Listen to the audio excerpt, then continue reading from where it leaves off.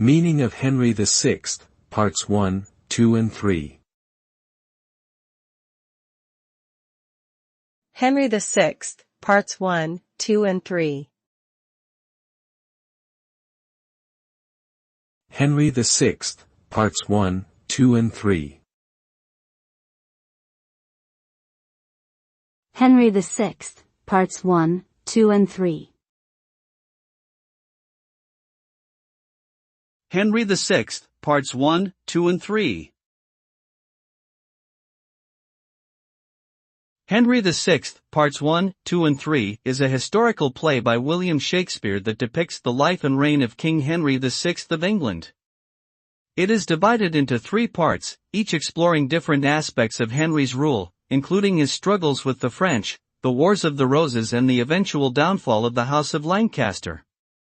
The plays are widely regarded for their powerful language, complex characters and insightful commentary on politics and power. Overall, Henry VI, Parts 1, 2 and 3 is a cornerstone of English literature and remains relevant to this day.